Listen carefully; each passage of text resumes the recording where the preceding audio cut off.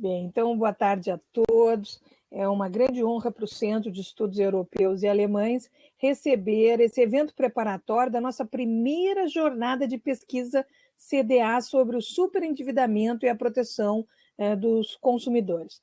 Queria agradecer à comissão coordenadora, aqui representada pela professora Andréia Rangel, pela professora Rosângela Cavalazzi, pela professora Flávia do Canto, né? Que, unindo forças entre a Federal do Rio Grande do Sul e a Federal do Rio de Janeiro, organizaram essa maravilhosa jornada e esse evento preparatório. A finalidade é justamente estudar a nova lei do superendividamento, a 14.181, propor enunciados, apresentar as pesquisas de iniciação científica que estão ocorrendo e, com isto, aprender mais como aplicar esta lei, quais são as suas necessidades de interpretação, enfim, também temos os vetos, né? Tema que não falta para essa discussão. Então, queria agradecer também ao professor Laone, a professora Karen Bertoncello, que aqui está, o professor Fernando Martins e o querido professor Diógenes Carvalho, que fez pós-doutorado aqui conosco, né? Seja muito bem-vindo, professor Diógenes. Hoje vi o nosso livro de pós-doutorado, que ficou lindo, recebi, parabéns mesmo, uma belíssima obra sobre contratos de serviços no mundo digital, né? Turbinado com o PL 3514, também de atualização do Código de Defesa do Consumidor, ficou belíssimo, parabéns. Bom, boa tarde a todos, agradeço muitíssimo, professora Cláudia, sempre é um prazer, é uma honra poder participar aqui desse grupo de pesquisa, né, no qual eu me sinto participante, né, sempre um estudante aí do direito do consumidor, e principalmente com a senhora, né, a minha principal incentivadora, mentora, né, e que fez aí esse resultado realmente muito bonito do nosso livro sobre contratos de serviço no mundo digital, né. Quando a Marcela, né, me convidou para poder fazer parte aqui desse pré-evento, né, dessa jornada aí sobre o superendividamento, eu, logo de cara, né, pensei em trabalhar sempre no meu tema, né, que é a questão da economia comportamental, dos estudos do superendividamento do consumidor, né, e de uma certa forma provocá-los ainda mais um pouco com a psicologia econômica, né, que é um assunto muito caro para mim, é um assunto que eu estudo já há quase 15 anos, né? E agora, com a lei do superendividamento, a lei Cláudia Lima Marques, a teoria comportamental, ela realmente percebeu, né, o quanto é importante, o quanto importa uma nova legitimidade para essa proteção social do consumidor, né? Consegue confirmar, demonstrar todas as limitações humanas, principalmente no processo de tomada de decisão, e principalmente nesse momento, né, de pandemia, nessa coisa toda de verificação de cenários pós-pandêmico, de cenários de consumo, de como o consumidor vai se comportamentar, como ele vai ter o seu comportamento daqui para diante, né, após vacina, após várias questões, várias crises aí que nós estamos enfrentando. Então, é fundamental nós percebermos essa abordagem econômica e do comportamento dentro do direito, né? Isso faz com que a revisão das leis tornam-se mais eficazes, né, em se tratar principalmente de uma política nacional de defesa do consumidor. Nesses 30 anos de Códigos de Defesa do Consumidor, a gente vem pensando nessa revisão de normas consumeristas brasileiras, nesses assuntos, né, tocantes aí ao superendividamento, ao comércio eletrônico, e felizmente conseguimos aí pela aprovação, né, do PL 3515, para que isso fosse para o Senado e posteriormente aí se transformou aí nessa lei 14.181.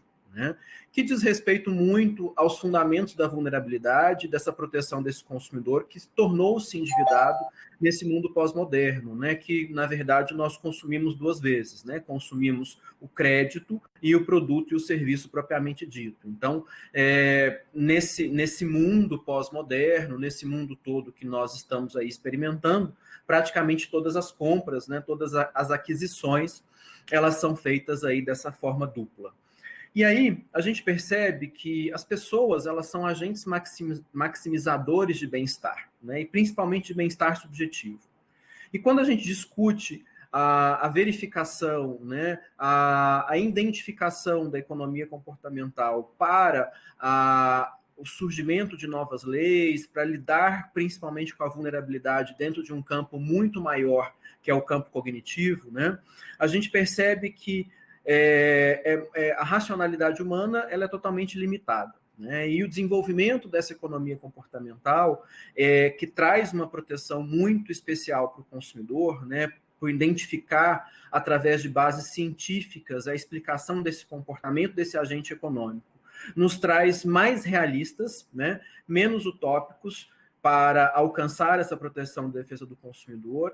Isso já é muito usual na psicologia, é uma tese totalmente aceita na economia, e é justamente essa ideia e essa beleza de perceber que nós somos mortais, né? Ou seja, esses insights todos que nós temos dos comportamentos econômicos, essa maravilha de sermos humanos, né? De compreendermos que a gente sempre pode melhorar e pode conferir essa cientificidade, a fragilidade cognitiva e comportamental dos consumidores, em especial desses tomadores de crédito, né, que negociam as compensações futuras. A gente percebe que quantias atrasadas, elas perdem muito valor para os endividados. E a impulsividade, ela é um termo bastante coloquial desses comportamentos que, na verdade, são comportamentos problemáticos, né? E não só comportamentos problemáticos, mas comportamentos econômicos desse homem econômico, né? Na verdade, esse homo consuméricus, esse homo que está aí tratando esse tomador de decisão. Né? Então, a gente percebe que esse termo racional, a forma inicial em que se pensou o Código de Defesa do Consumidor, baseado em racionalidade, né? Isso, de uma certa forma, foi um pouco mitigado quando a gente vem trazendo essas proteções ao consumidor superendividado, porque quando nós somos tomadores de decisão, né, nós decidimos muito mais com base em hábitos, em experiências pessoais, em regras que são mais práticas e simplificadas, né? Então é como se nós tivéssemos assim alguns hardwares ou softwares internos, né, que eles vão se desenvolvendo com os anos, né, e a gente vai aprendendo a lidar com esse mundo. E existem muitos vieses e muitos modos, né, de cometer esses erros, né? Então a gente tem uma contínua crença na racionalidade das pessoas e do mercado. E isso tem, de uma certa forma, sido tratado nos ambientes de proteção de defesa do consumidor, e eu acho que esse projeto, esses núcleos de tratamento, né, na qual a gente tem as experiências prévias aí, e principalmente o aconselhamento de economistas, de psicólogos, né? E a gente percebe que quanto mais examinamos essas pequenas escolhas, esses pequenos detalhes da nossa vida, a gente percebe que as nossas decisões são muito ruins, né? E essas decisões muito ruins ensejam comportamentos que são indesejáveis, né? Então, a gente, né, todos nós, enquanto pessoas humanas, nós, na maioria das vezes, administramos mal o tempo, né? A gente gasta o dinheiro e se arrepende, a gente procrastina muitas coisas, a gente diz algo inapropriado em alguns momentos, né? E se arrepende. E aí a gente vai percebendo essa lamentável condição, né? É uma lamentável condição humana.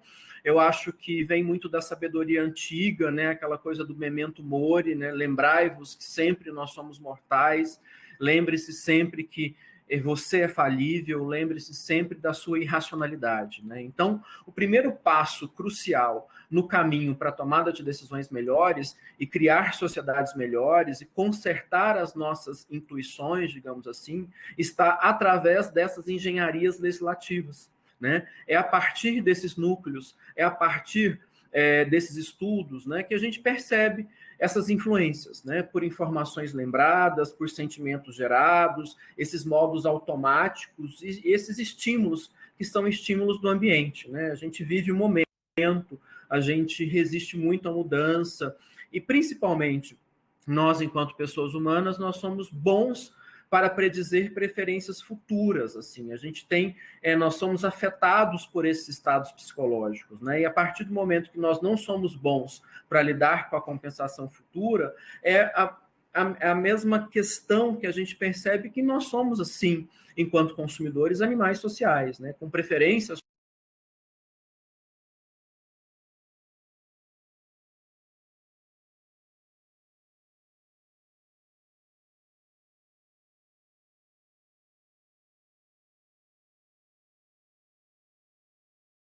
Professora Cláudia, acredito que tenha dado problema com o professor Diógenes, eu vou contatá-lo.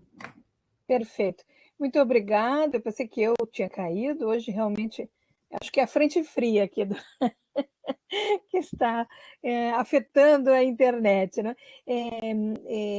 Professor André, me relembre quem é o segundo a falar nesse importante encontro, saudando o professor Ricardo Sayeg, a doutora Mônica de Másio, do Tribunal de Justiça de São Paulo, a doutora Rosângela Cavalazzi. Ah, voltou, Diógenes, que bom. Queres terminar? Fique à vontade, por favor. Sim, e aí, né, seguindo essa ideia, eu estava falando ali do altruísmo, da reciprocidade, da justiça, eu acho que isso vem muito de frente aos grupos, né, de pesquisa que estão aí trabalhando, a Federal do Rio de Janeiro, né, a Federal do Rio Grande do Sul, que é como fica o comportamento do consumidor nesse momento atual, né, quais são as consequências dessas escolhas, né, quais são os estímulos sinalizadores dessas consequências que são cada dia mais incertas, professora, né? Então, na verdade, a gente tem benefícios coletivos, benefícios individuais, e muitas perguntas elas vão surgindo a partir dessas mudanças de comportamento, né? Porque com a pandemia a gente tem uma dificuldade muito grande de prospectar esses cenários de consumo, ou seja, emergirão novos modos de vida ou não. Né? Quanto tempo vão durar essas contingências? A gente também não sabe.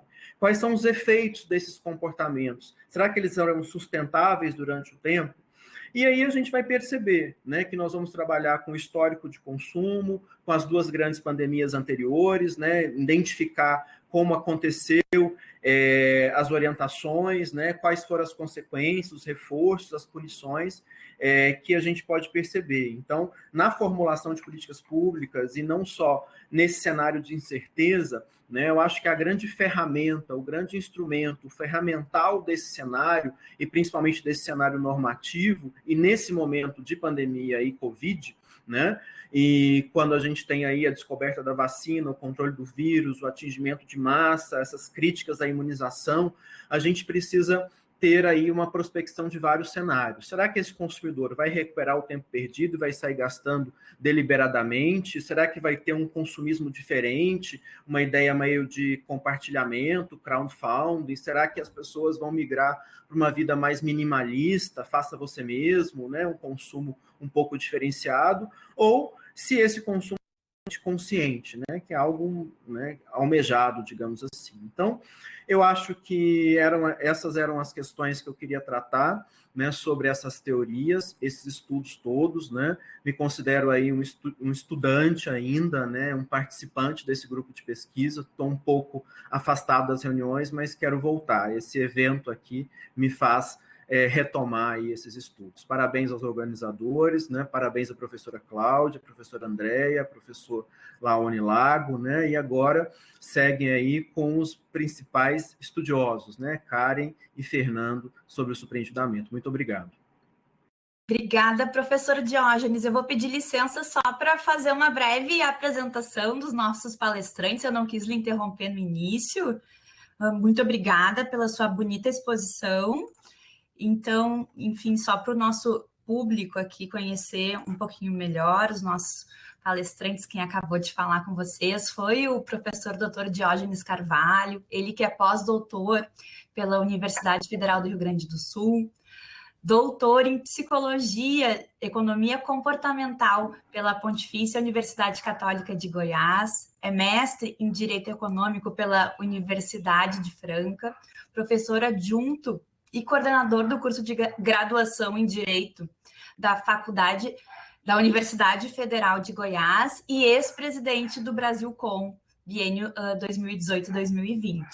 Quem vai falar a seguir será a professora doutora Carlen Bertoncello, ela que é professora na IMED em Porto Alegre, doutora e mestre em Direito pela URGS, especialista em Direito dos Contratos Europeus de Consumo pela Universidade de Savoie-Mont-Blanc, especialista em Direito Internacional pela URGS, juíza do Tribunal de Justiça do Estado do Rio Grande do Sul, vice-presidente social da Júris, diretora do Observatório do Crédito e Superendividamento da URGS.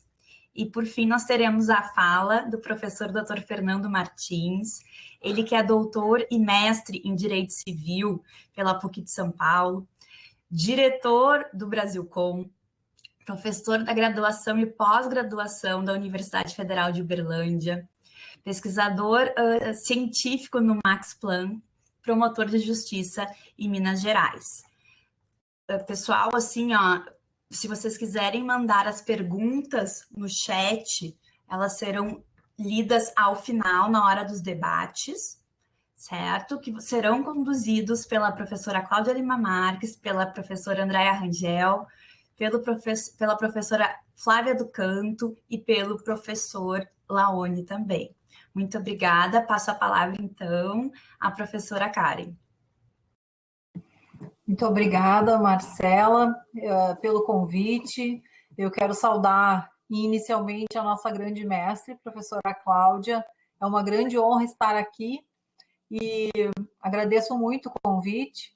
Saudar os meus amigos, nosso presidente do Brasilcom, doutor Fernando, nosso ex-presidente, doutor Diógenes.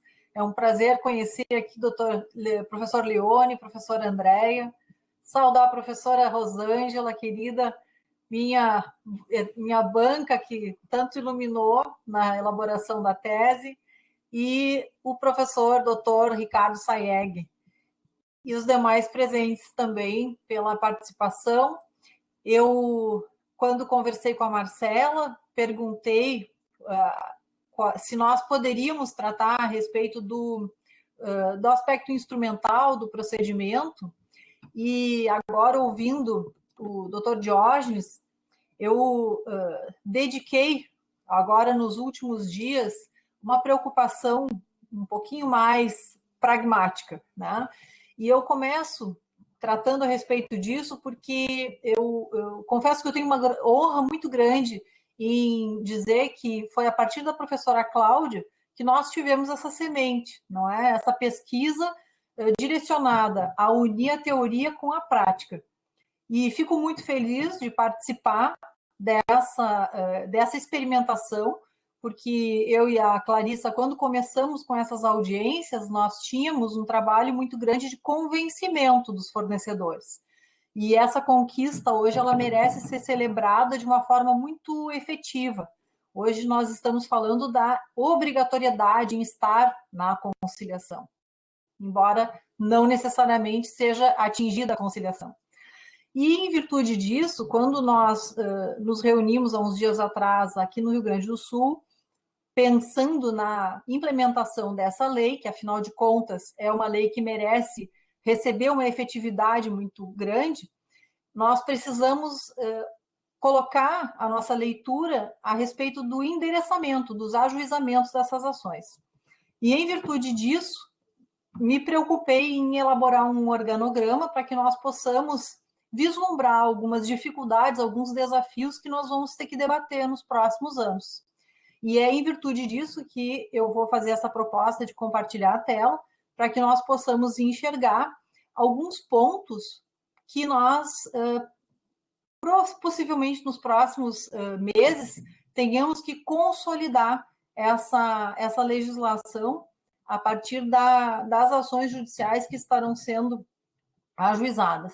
Eu vou pedir o auxílio da Marcela, eu tenho aqui o compartilhamento da tela. Deixa eu ver. Karen, assim, ó, se você puder clicar ali no sinal de mais que aparece no canto inferior esquerdo, ações. Tá. Aí ali você vai ter a opção carregar uma apresentação. Perfeito. É que essa minha tela, ela está online. Ela está online. Mas não tem problema, eu posso carregar, então. Deixa eu ver aqui, a gente tem uma outra opção. Não, então eu carrego o PDF, não há problema algum. Fica mais fácil, né? Tá. Perfeito, sim. Aí o sistema ele se comporta melhor normalmente quando a gente consegue carregar o PDF. Tá, consegui carregar. Aí é só clicar em enviar e ele deve aparecer aqui em seguida. Permitir o download da apresentação. Isso pode dar as autorizações e depois vai ter um botãozinho ali mais em cima na esquerda, enviar. De azul também, se não me engano. Foi. Agora ele já deve aparecer, só um pouquinho. Creio que todos consigam enxergar. Sim, perfeito. Maravilha. Eu vou aumentar um pouquinho a tela para ficar mais visível. Esse organograma, então, eu criei ele na plataforma Miro, de modo que fosse possível a edição. Submeti ao grupo da inovação do Tribunal de Justiça e da Escola da Magistratura. Qual foi a nossa preocupação? As ações elas já poderão ser ajuizadas, nós estamos com a legislação em vigor. Com isso, nós tivemos uma preocupação com o que, no meu doutorado, eu denominei de mínimo existencial instrumental, ou seja, como é que nós vamos assegurar ao consumidor superendividado a realização, a busca dessa tutela. Bom, no âmbito jurisdicional, nós teríamos agora a fase judicial, que seria uma segunda fase. Nesse organograma, eu vou aumentar um pouquinho mais, o início, ele se preocupou em demonstrar as duas fases, a fase preparatória, que é a fase da conciliação, que trouxe uma competência concorrente ao Sistema Nacional de Defesa do Consumidor. Então, se os colegas perceberem, no primeiro âmbito, aqui que é o Tribunal de Justiça, com os seus parceiros, as universidades e o Sistema Nacional de Defesa do Consumidor, ele inicia como uma multiportas. Nós temos a possibilidade do consumidor buscar, desprovido de capacidade postulatória, a conciliação via Sistema Nacional, que é aqui no artigo 104C, a competência concorrente, ou através do SEJUSC. No entanto, nem todas as comarcas possuem SEJUSC. Naquelas cidades menores ou de entrância intermediária, não necessariamente teremos esse serviço organizado. Com isso, ele vai ingressar com esse pedido, ainda que sem capacidade postulatória, diretamente no foro, na Defensoria Pública, no PROCON, como ele entender. Vejam que esses dois sistemas, como o 104C estabelece, eles são concorrentes. Se nós tivermos um acordo exitoso, nós vamos formar esse título a partir de uma conciliação realizada dentro do PROCON. Se ele for submetido ao juiz da comarca, nós vamos então formar um título executivo judicial. Não havendo acordo exitoso, ela vai ser direcionada a essa petição inicial, porque pelo artigo 104B, os colegas podem perceber que pela redação, a iniciativa é do consumidor de ingressar na fase judicial. Com isso, a interpretação que ficaria é que nós estamos diante de uma fase com capacidade postulatória diferente do juizado especial cível. E eu faço essa menção porque, do meu ponto de vista, é importante que nós tenhamos em mente que nós estamos falando de um procedimento especial. Nós não estamos falando de um procedimento no juizado especial cível. Portanto, nós vamos ingressar em uma vara cível ou uma vara judicial, no caso do interior, em que vamos submeter um pedido com base nos requisitos que estão postos na nossa lei. Bom, antes disso, na fase, então, conciliatória, mesmo que esse pedido venha a ser formulado perante o Poder Judiciário, pode ser feita a cooperação. E aí eu me reporto àquele selo anterior que utiliza as cooperações com as universidades, com o Sistema Nacional de Defesa do Consumidor. As conciliações podem ser realizadas através do auxílio dos graduandos, dos pós-graduandos, com os requisitos que o próprio CNJ estabelece na Resolução 125. Se esse acordo for parcialmente exitoso, nós vamos entrar, e eu peço perdão que eu estou falando muito rápido, porque eu quero chegar na fase judicial. Esse acordo sendo parcialmente exitoso, necessariamente vai demandar que alguns efeitos sejam decididos pelo magistrado que coordena o SEJUSC ou que está naquela vara judicial. Significa dizer que ele vai decidir a respeito da suspensão da exigibilidade dos débitos, que não foram objeto de acordo. Ele também vai ter que decidir a respeito de interrupção de encargos em virtude do credor ausente, porque hoje nós estamos com a obrigatoriedade deste credor estar negociando, estar renegociando, mas não com obrigação de resultado. E a pergunta que alguns advogados têm feito é: precisaremos fazer esse requerimento ou de ofício vai ser possível essa decisão de interrupção dos encargos? Bom, tudo isso vai ser objeto de interpretação. Quer me parecer que não haveria necessidade desse requerimento. Não havendo acordo, imediatamente haveria uma remessa ao juiz desse expediente, que ainda não é um processo, para que ele faça, então, a previsão das consequências advindas do artigo 104A, parágrafo 2º. Agora sim, passando para essa fase judicial, que se inicia a partir de uma petição inicial, nós vamos observar os requisitos do artigo 104B, que também merecem uma interpretação específica, porque, afinal de contas, nós não temos a previsão de quais são os requisitos dessa petição inicial. Será que é obrigatório que o advogado descreva as condições de sobrevivência desse consumidor? Penso que sim. Será que é obrigatório que o advogado ofereça ou proponha um plano de pagamento? Ou dê alguma ideia de qual a capacidade de reembolso desse consumidor? Parece-me que seja importante. Ou seja, nós precisamos construir esses detalhes justamente para que nós possamos auxiliar na tramitação desse procedimento. Imediatamente, quando do recebimento da petição inicial, nós vamos ter essa decisão, uma determinação de citação de todos os credores que não foram objeto de acordo anteriormente na fase conciliatória.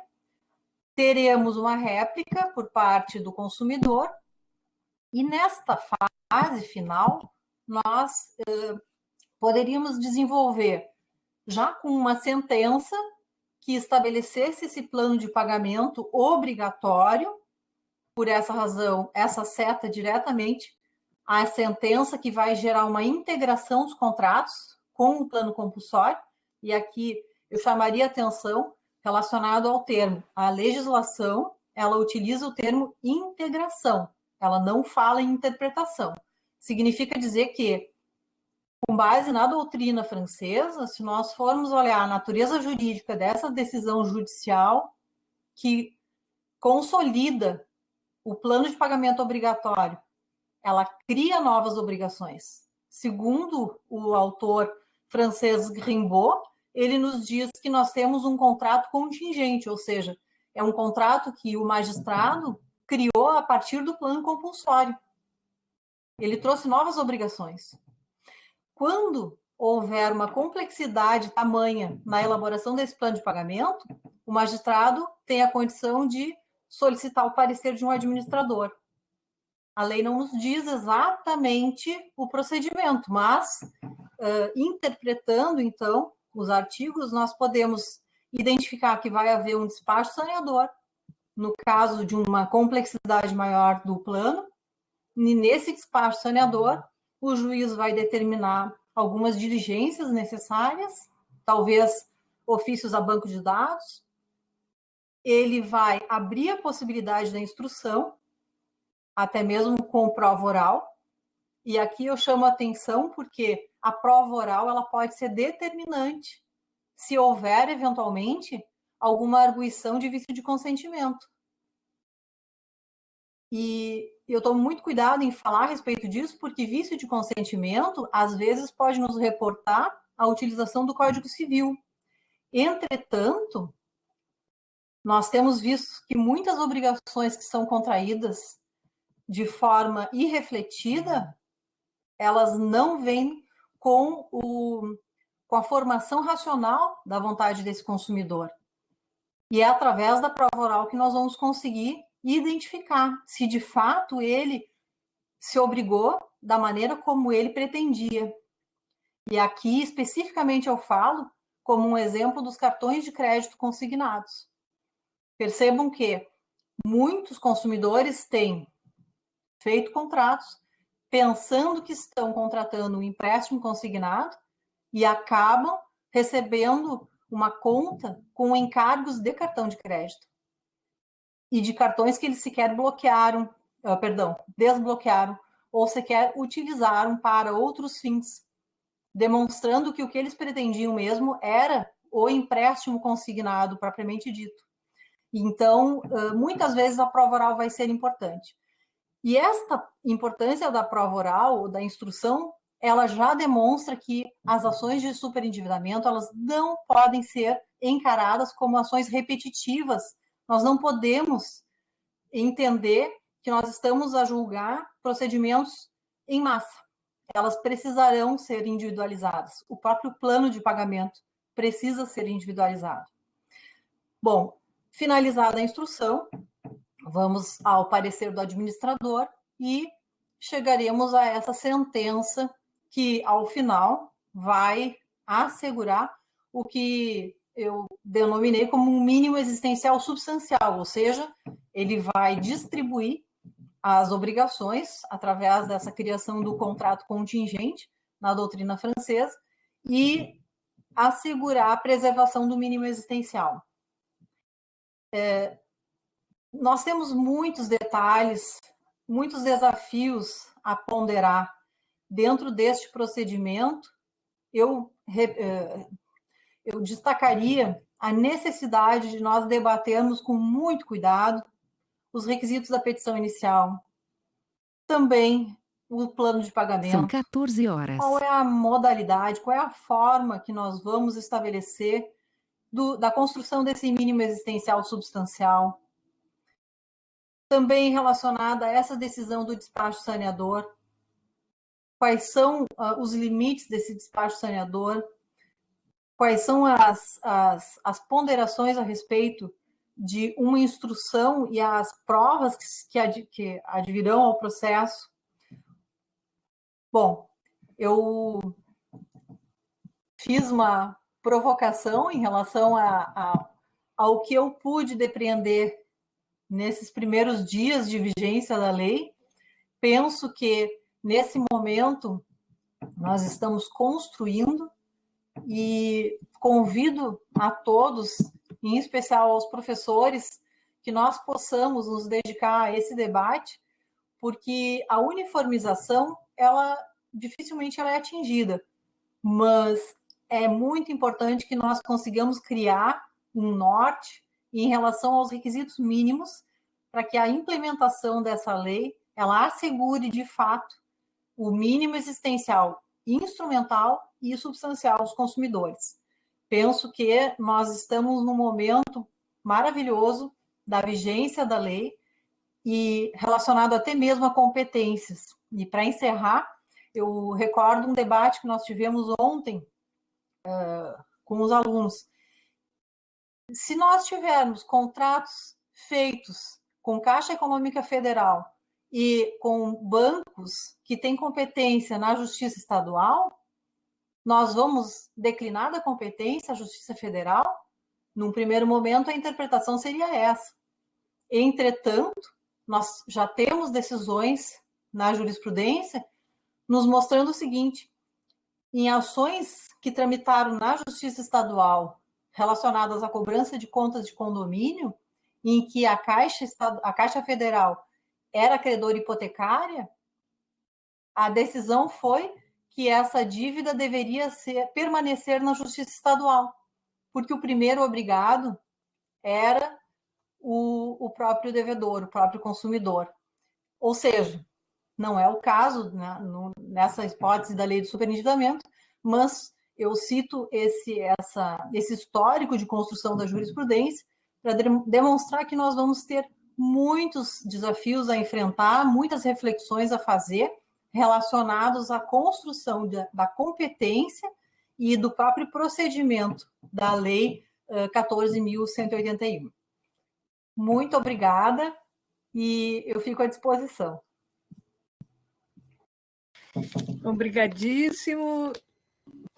Não sei se estão me ouvindo bem, que agora estão, que ótimo. Gostaria de agradecer a belíssima conferência, muito instigante, também a conferência do professor Diógenes Carvalho. Eu já tenho uma série de perguntas, agora esse organograma foi muito bom para inspirador, mas ainda temos o nosso último palestrante e o nosso também colega da Federal de Uberlândia, qual eu saúdo, na sua pessoa e na pessoa da professora Tatiana Skeff, que também participa desse grupo, né? Presidente do Brasilcom, professor Fernando Martins. A sua palestra, depois passamos aos debates. Tá bom, professora. Eu agradeço novamente o convite, é uma honra estar com vocês todos, né? Professora Cláudia, eu não preciso lembrar da importância dela na vida de todos os estudantes de Direito. Até hoje eu sou estudante de Direito, faço questão de sempre fazer homenagem a ela, que sempre nos cativa e nos ensina. E nos ensina não só no ponto de vista dogmático, Andréia, nos ensina no ponto de vista da luta, da perspectiva, de acreditar. Essa fé dela é muito importante. Na hora que a gente não quer mais saber da luta, ela está ali e fala, vai que você vai conseguir, e nós conseguimos. Essa é a beleza do momento todo. E estar à frente do Brasilcom é simplesmente uma demonstração de um plano político mesmo do direito do consumidor como um direito humano. Então, eu gostaria de abraçar aqui a doutora Mônica, o professor Ricardo Sayeg, a professora Flávia do Canto, a professora Rosângela, grande professora Rosângela, o professor Leonel Lagoa, professor Diógenes, muito importante estar com vocês. Eu quero ser direto, quero ser rápido também. Eu acho que a Karen e o professor Diógenes expressaram muito bem a respeito da legislação da 14.181. O que me chama atenção, inicialmente, é que eu vou numa linha da Karen, mas só para ser incisivo numa coisa. Acho que não se trata de competência. O projeto, a legislação, criou um novo modelo de justiça. Isso que tem que ser assumido, é um novo modelo de justiça. E esse novo modelo de justiça é um novo modelo de solução de conflitos que está muito ligado à multidisciplinariedade. Eu já disse isso em outras ocasiões, eu acho que a professora Cláudia resgatou o Morin, o Edgar Morin, lá com 7 saberes, para demonstrar o seguinte, para dar conta de toda essa potência que é o superendividamento, nós temos que ter presente assistentes sociais, economistas, todos para auxiliar, inclusive, o Poder Judiciário, lá nessa última decisão que a Karen disse. Na parte conciliatória, ter o acesso ao economista, ao contador, a um psicólogo, como o Diógenes disse, isso é relevante, esses saberes, né, essa multidisciplinariedade, ela é importantíssima, ela veio agora já com o Estatuto da Pessoa com Deficiência, né, e agora, com a Lei 14.181, o que nós devemos lembrar é que nós estamos renovando uma norma de ordem pública, porque nós temos o interesse social, que é a cara do CDC, e a ordem pública, o que torna a 14.181 também uma lei cogente. Então, eu não vejo muita dificuldade, Karen, diante do seu raciocínio já, que é super importante, em trazer a Caixa Econômica Federal para as lides estaduais, justamente porque nós estamos perante uma norma de ordem pública e aí a Caixa obrigatoriamente tem que fazer parte desse plano geral de credores, né? Senão não faz sentido a legislação, ela vai perder o seu escopo, né? Uma outra parte que eu achei muito importante, nas conversas que eu já tive com o professor Bruno, é que esse novo modelo que ele é multidisciplinar, atualiza o CDC. Estava faltando essa atualização. Evidente que nós precisamos de outras, mas, por exemplo, trazer a educação financeira como princípio, a educação ambiental como princípio e a prevenção e tratamento ao superendividamento como princípio, isso é trabalhar com a teoria da norma. Quando nós pegamos o artigo 104B, que a Karen se referiu, quando o juiz vai fazer a integração, poxa, um dos grandes papéis importantes dos princípios é justamente a interpretação e a integração. Então, a legislação é muito sábia, porque ela trouxe princípios para poder ser utilizado naquele momento em que o juiz vai adjudicar, o juiz vai dar a decisão que não foi possível com base na conciliação anterior. Então, há um diálogo pleno, a legislação é muito rica, ela é inteligente, ela trata de princípios e esses princípios serão utilizados na decisão do 104B. Uma outra situação que eu acho importantíssima, e aqui, outro dia eu estava pensando sobre isso, e parabenizar novamente os autores do projeto, diz respeito ao 54D. O parágrafo único, ele é inteligentíssimo. Ele vai ter uma perspectiva agora, doutora Karen, também nos embargos à execução, nas objeções de pré-executividade, na medida em que o crédito que foi ofertado ele não obedeceu à prevenção, nós temos essa possibilidade ali de estancar os encargos, né? De colocar em dúvida a cobrança. Veja só, o crédito imobiliário ele não está aceito lá no artigo 104A, parágrafo, acho que é o parágrafo 2º, o crédito imobiliário. Mas na medida da prevenção ele não está proibido. Olha que interessante, ele não está proibido, professora Cláudia. Então, o que nós estamos pensando aqui? Um contrato imobiliário ele não pode estar na linha do tratamento. Mas se ele não tiver atendido os requisitos da oferta ao crédito, ele pode ser questionado pelo parágrafo 1 do 54D. Ou seja, ele não obedeceu uma norma de ordem pública. Esse projeto é muito rico. Evidente que nós tivemos ali e só poderíamos ter, evidentemente, aqueles vetos, inclusive, assim, de uma juridicidade muito baixa, me desculpem dizer, né? Sempre está alegando interesse público de uma forma muito abstrata. Mas eu deixo claro aqui que o projeto é muito rico, independentemente daqueles vetos que serão combatidos, porque possibilitar, pelo parágrafo 1 do 54D, o questionamento da ausência de legitimidade do crédito, que agora o crédito passa a ser um direito básico, ou seja, um direito de personalidade, que é todo o direito básico do CDC, é um direito de personalidade, nós teremos, então, um crescimento muito forte. O que eu acho necessário, e eu acho que isso é o que o Brasilcom, é a proposta do Brasilcom, a professora Cláudia está nos iluminando em relação a isso, é também trabalhar dentro do Sistema Nacional de Defesa do Consumidor, com uma postura mais aguerrida. O que nós queremos é que haja um processo administrativo mesmo. Não se trata ali de um encontro para fazer a conciliação. Ou seja, nós temos que ter, pelo Sistema Nacional, com o apoio das universidades, que esse processo administrativo ele seja multidisciplinar, com a possibilidade, inclusive, de ter a sanção no caso do fornecedor de crédito que é notificado e não comparece para a primeira audiência. Senão também perde o sentido da legislação. Tem que ter uma sanção. Por que eu estou falando isso? Porque tem um escopo implícito aí, professora Karen. Qual que é?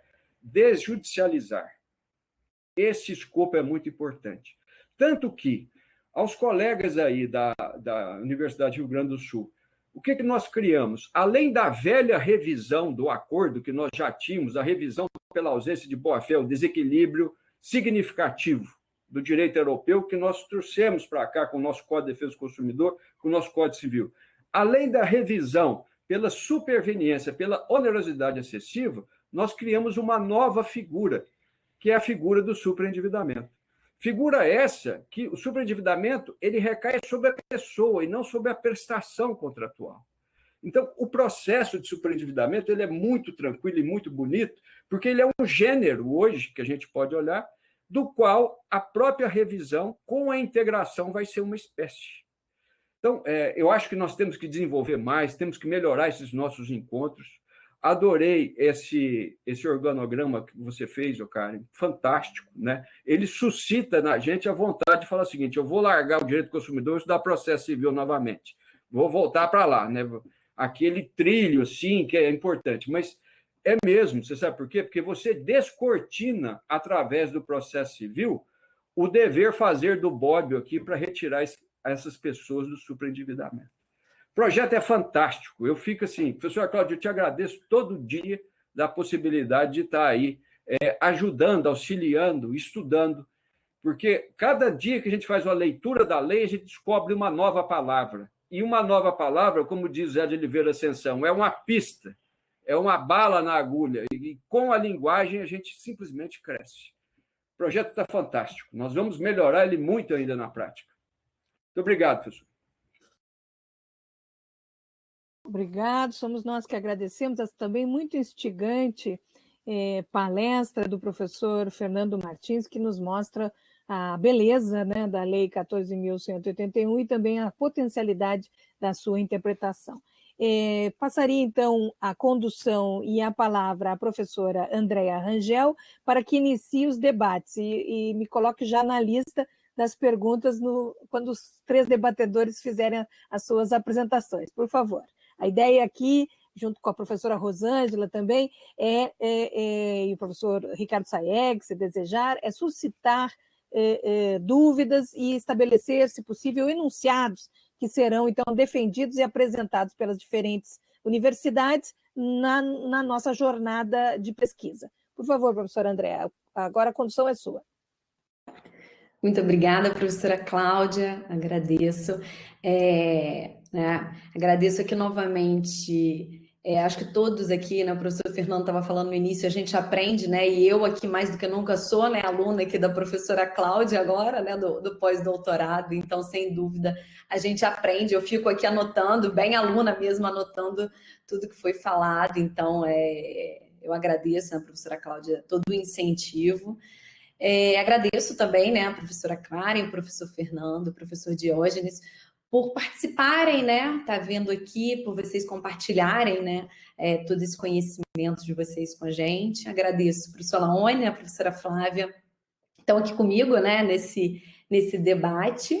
Quero agradecer também a presença, né, do professor Ricardo Saeg, da professora Rosângela Cavalazzi, todos os outros que estão aqui prestigiando também esse nosso evento, agradecer aos alunos, e aí eu estou, né, aqui a presença dos alunos da URGS, dos alunos da FND, e sem dúvidas que a professora Cláudia falou, eu já anotei aqui já vários enunciados, né, ontem eu, a Flávia e o Laone estávamos conversando, né, sobre as dificuldades, né, a professora Karen, então, com esse organograma, né, que o professor Fernando mencionou aí, né, voltarmos a estudar processo civil, olha, o que tem de proposta agora de enunciado que eu já anotei aqui, teremos bastante material, bastante discussão, né, para a gente poder apresentar na nossa jornada do dia 17. Bom, eu acho que eu vou iniciar aqui um pouquinho, vou pegar um gancho, e aí eu pergunto, abro, né, inclusive para os 3 palestrantes, mas vou pegar, inclusive, um pedacinho da fala da professora Karen. Nós temos aí uma discussão, né, houve aí o veto presidencial do nosso limite dos 30%, né, do desconto, e há uma divergência, há discussão sobre a aplicação da MP, né, a 2251, no que tange aos militares, no que tange às Forças Armadas. Então, em que é possível o desconto de até, né, 70%, né, lá nessa MP diz que eles né, pode ficar somente 30%, né, olha o mínimo existencial.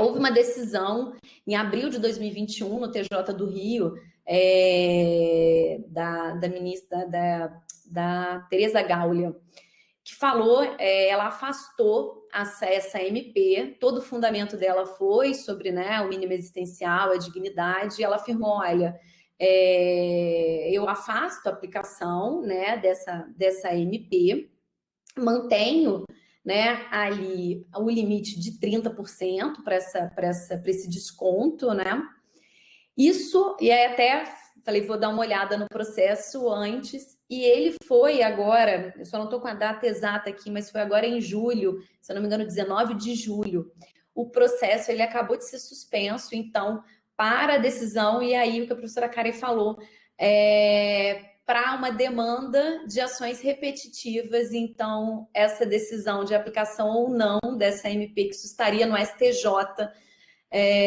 para poder discutir isso como uma demanda, né, esses recursos, né, de demanda repetitiva. Então, eu queria, e aí abro, né, tanto aí para a professora Karen, né, professor Fernando, professor Diógenes, não sei se vocês gostariam de falar um pouquinho em relação a isso, sobre essa MP, né, essa MP do que tange esse desconto, essa possibilidade desse desconto aí de até 70% dos proventos, né, das Forças Armadas. Professora Karen, ouvi sua fala e lembrei disso porque eu fui olhar essa desatualizar como estava o andamento do processo e ele está justamente suspenso por uma demanda de ação repetitiva para entender se aplica ou não. Então, trazendo aí uma questão bem que você tinha pontuado. Então, eu trago aí para a gente poder discutir um pouquinho sobre essa MP. Se me permite, posso iniciar, então, professor Diógenes, professor Fernando. Claro, eu vou fechar o microfone aqui, professora. Bom, inicialmente, do meu ponto de vista, é importante que nós façamos uma distinção entre o conceito de preservação do mínimo existencial, ou seja, quais são as despesas de sobrevivência que nós vamos assegurar a dignidade desse consumidor, e o conceito de capacidade de reembolso. E eu penso que nós não tenhamos avançado muito ainda no conceito da capacidade de reembolso, porque na doutrina francesa, esses dois conceitos não se equivalem. E há uma tendência de nós interpretarmos que esses 30% estabelecido inicialmente lá na lei do crédito consignado, na lei 10.820, que nós estaríamos a falar da mesma definição. Entretanto, os 30%, depois 35%, que foi modificado em virtude de cartão de crédito consignado, é o limite permitido para a consignação. A contrário senso, não significa dizer que 65% ou 70% seria o mínimo existencial daquela pessoa. Então, eu mencionei aqui expressamente essa preocupação de nós olharmos os julgamentos das ações de tratamento do superendividamento como ações repetitivas, porque hoje é bem verdade que no Brasil nós temos uma judicialização importante, nós estamos assoberbados, mas, como todos nós sabemos, isso não é justificativa para julgarmos com caráter de ação repetitiva. Nós precisamos respeitar a individualidade de cada consumidor. E só para gerar o debate, aqui na comarca de Porto Alegre, na preocupação que nós tivemos em criar esse organograma e estabelecer um procedimento, no sentido de estabelecer hoje nós estamos montando um regime de exceção em que nós vamos colocar a competência de todas as ações que vão tratar o superendividamento com um núcleo, exatamente para impedir talvez uma disseminação de interpretações antagônicas que possam gerar um desserviço, tanto ao consumidor quanto ao próprio Poder Judiciário. E, claro, isso vai depender de cada estrutura organizacional dos judiciários estaduais. Agora, nós precisamos fazer essa distinção entre capacidade de reembolso e mínimo existencial. E é claro que a ideia seria nós chegarmos em alguns paradigmas de mínimo existencial substancial, ou seja, o que seria para assegurar a esse consumidor. Mas um cálculo matemático talvez seja uma ambição que nós não vamos conseguir imediatamente. Penso que nós tenhamos que construir algo ainda. Karen, se me permite... o Fernando... Não pode falar. Por favor, Flávio, que é isso? Como debatedora aqui, só aproveitar o gancho que a professora Karen mencionou agora em relação a delimitar exatamente, né, em relação a percentuais e critérios, digamos assim, objetivos até. Uma preocupação é a conceituação do superendividado, né, para que a gente possa evitar margens para interpretação divergente, né, e daí a importância de um núcleo especializado. Mas mesmo assim, eu acho que um dos enunciados que a gente tem que pensar para a nossa jornada, e aí eu queria ouvi-los aproveitando, é quem é considerado superendividado.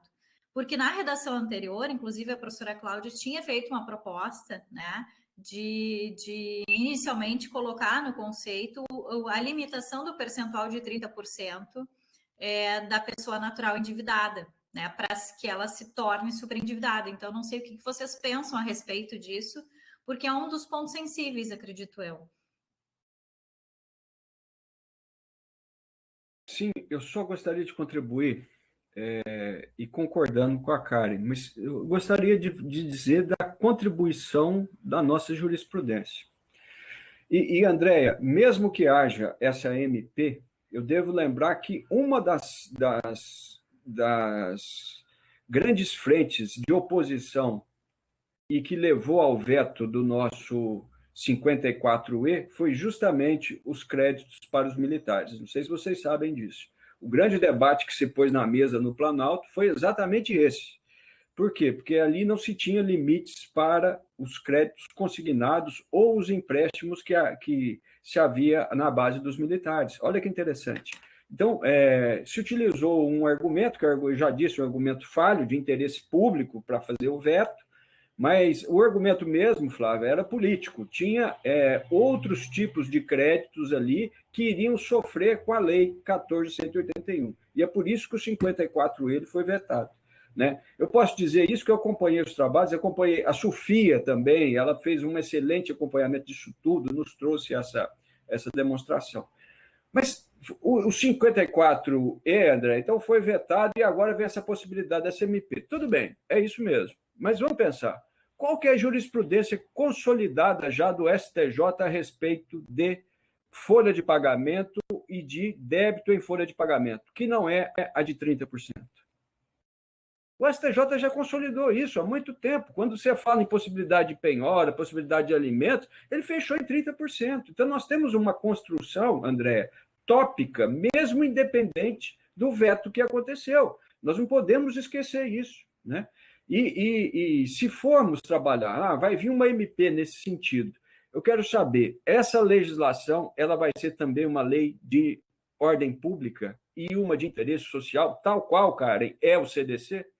Porque aí nós vamos estar diante do seguinte, se nós temos uma lei cogente e a outra não vai ser cogente, qual que vai prevalecer? Perfeito? Aí entra o diálogo das fontes, amarramos a canela da discussão. Eu acho que é por aí. Acho que é por aí. Isso vai chegar, cedo ou tarde, chega no STJ e chega no Supremo que já reconheceu, justamente na ADIM dos bancos, o diálogo de fontes também. Então, assim, é uma visualização, cara, me desculpa, você é magistrado, eu sou promotor, eu estou lembrando aqui das lutas diárias que nós temos com os processos, né? Sem falar dos demais aqui que estão presentes, mas só estou dizendo isso, que precedentes bons nós temos, e os 30% estão assegurados na jurisprudência, nós não podemos esquecer disso. Esses precedentes são favoráveis à defesa dos consumidores. Então, eu insisto nisso daí, além do que a Karen disse. Eu acho que essa legislação, André, vai vir, é muito forte, é quase certa que ela virá, entretanto, eu não sei se ela vem com o mesmo viés do Código de Defesa do Consumidor. Obrigado. Agradeço, peço desculpa, tive um problema aqui na conexão, acabou que minha câmera saiu aqui, peço desculpas. Bom, os tempos modernos, né? Então estamos sujeitos aí a esse problema da conexão. Professora Cláudia, nós temos algumas perguntas aqui feitas no chat, então eu não sei se o professor Laone gostaria, então não sei se a professora Cláudia fala, o professor Laone poderia trazer alguma dessas perguntas, eu não sei se você se incomoda, mas a professora Cláudia gostaria de falar primeiro,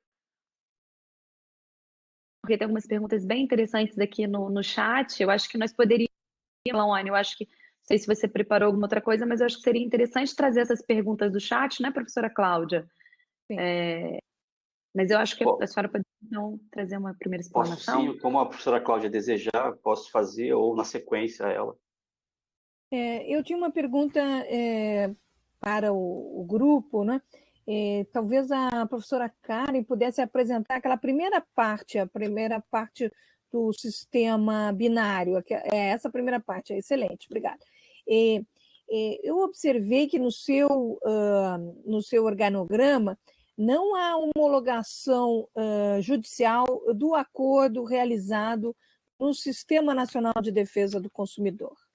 Eu pergunto por quê? Acha que esse acordo não tem o mesmo status da lei ou porque não precisa? Que Muito aquele obrigada, parágrafo professora. que mencionou não poderá ser usado no Sistema Nacional de Defesa do Consumidor, nas academias, só se elas tiverem um acordo com o judiciário e não com os PROCONs. Me pareceu bem importante esse ponto, porque eu imaginava, né, não sou processualista, mas imaginava que o 104C, ao ter feito remissão à utilização dos instrumentos do 104A, ele incluía essa sanção pelo não comparecimento, pela não envio de representação, né? Que é a sanção, vamos dizer, de poder ser, inclusive, incluído, se foi uma sugestão até da FEBRABAN, né? Que eles queriam tentar tirar o juiz, né? Então, disseram, não, mas se o consumidor já sabe quanto deve, inclui na conciliação, inclui lá no final, mas inclui, né? E eu disse assim, olha, só se for conhecido o mesmo valor, porque com juros diários, capitalização, acho que é diária atualmente, né?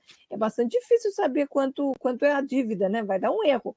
Mas por isso que eu acho que não vai ser muito utilizada essa parte, né? Mas a outra parte, sim, que são as sanções pelo não comparecimento.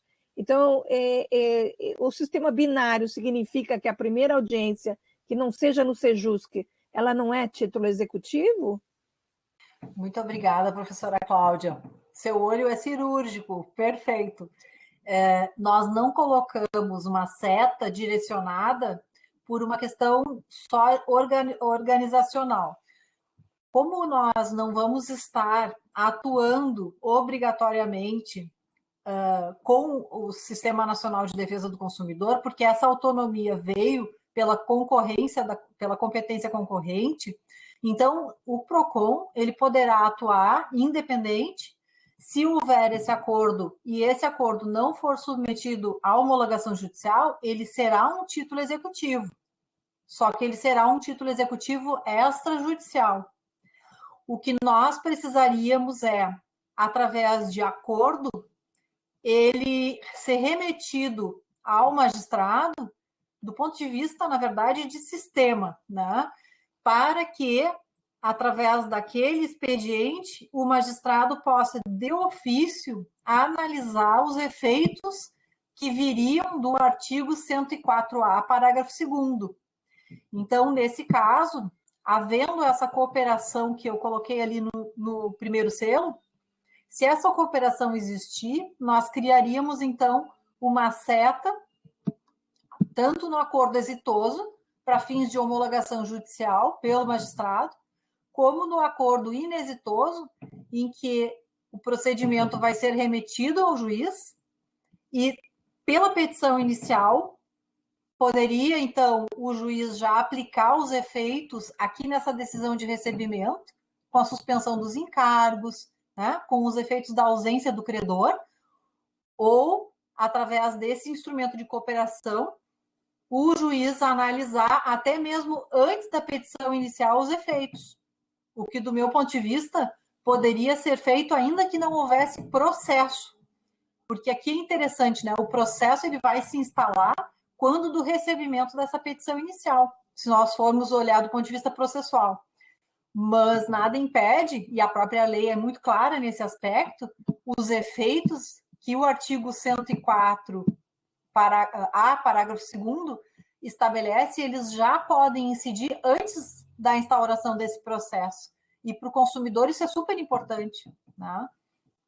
Sim, eu agradeço muito essa análise, porque, pelo que eu tinha entendido, né, também do próprio sistema, o design que vocês, né, Clarissa e você, criaram, essa audiência e esse acordo, né, ele é como, vamos dizer, um divisor de águas. Ele vinha super endividado até o acordo. A partir do acordo é uma inovação total, e vem o acordo com plano de pagamento, né? E quem não está ali, que é o que não foi negociar, né, que não foi conciliar, esse tem que ter também uma consolidação da dívida, senão ele fica lucrando, corre juro, entendeu? Para ele, para os outros não mais, porque os outros deram desconto, os outros querem que a pessoa pague, tiveram ali todos de boa fé, todo mundo reunido, fazendo um acordão, né? E aquele que não foi, ele acaba se beneficiando. E o perigo do seu, quer dizer, de não ter essa setinha no seu... Agora, todo mundo vai copiar isso aí, né? Que vai criar dois tipos de níveis de acordo. O acordo do Sistema Nacional de Defesa do Consumidor não é título executivo judicial, não pode fazer coisa julgada, entendeu? Então, acho que se botasse uma homologação ali, uma setinha daquele exitoso, né, direto, porque o outro vai chegar no judiciário, não tem problema. O problema é o exitoso.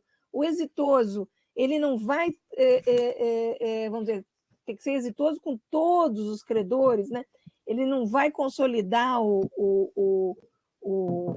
aquele que não foi, talvez não seja tão perigoso realmente como eu pensei, mas eu acho que seria importante que não houvessem dois níveis de acordo, que fosse realmente um sistema binário perfeito, né? Ainda mais porque foi o Brasilcom que sugeriu, através do professor Adalberto Pascoaloto, né, o 104C do Sistema Nacional de Defesa do Consumidor. Então, a gente tem que fazer que funcione também, né, dos PROCONs. Eu achei perfeito, professor. Já estou inserindo a seta agora com a sua sugestão e colocando a possibilidade desse acordo judicial. Achei maravilhoso. Perfeito. E já vou compartilhar com a inserção da seta, professora. Ótimo, já compartilha com a inserção da seta. E o professor Diógenes queria falar alguma coisa sobre os 30%, Diógenes? Desculpe que eu lhe cortei ali.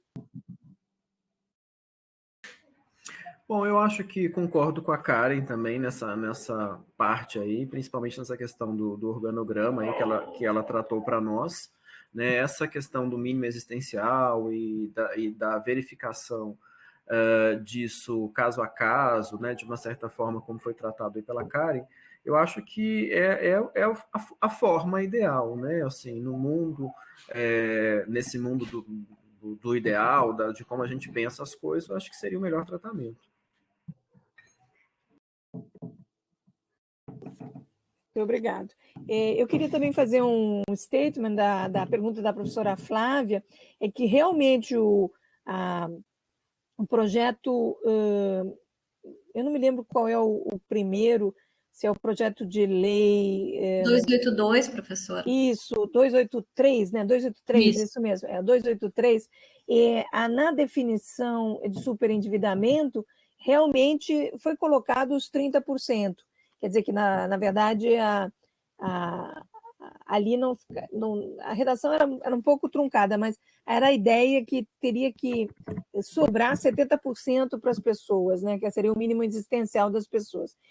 Mas, realmente, nos debates legislativos, essa diferença mencionada pela professora Karen e também o fato que depende da faixa de renda, né? Porque todas as nossas pesquisas empíricas, elas comprovaram, né, as dificuldades do pessoal que ganha de 1 a 5 salários mínimos. O pessoal que ganha de mais de 5 salários mínimos tem mais facilidade de renegociação e cai em superendividamento também, mas aí é um outro tipo de superendividamento, né? Mais próximo da insolvência mesmo, né? Não é superendividamento. Então, com esse aspecto, né, realmente seria um sacrifício muito grande deles, né, como diz o professor Fernando Martins, né, seria para lá do sacrifício possível, né, da dignidade, se fosse mais de 70%, né, que já é o problema, né? Os economistas dizem que mais do que 65% é mortal, chega próximo da metade do que ele ganha, então realmente ele teria que ganhar muito mais para poder sobreviver com aquele mínimozinho ali que sobrou, né? Ou às vezes nem sobra mais agora. Então, por isso, mas eu concordo com ela, acho que o melhor é não ter nenhuma porcentagem, né? E um exame caso a caso. O professor Ricardo Saeg está pedindo a palavra.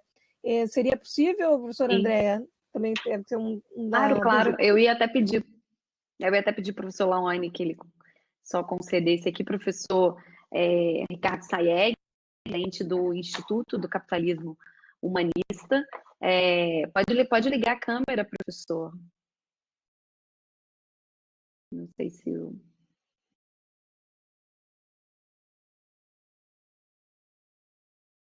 Oi. Muito obrigada. Tudo bem? Seja Tudo bem-vindo, bem, uma boa Fernando? tarde.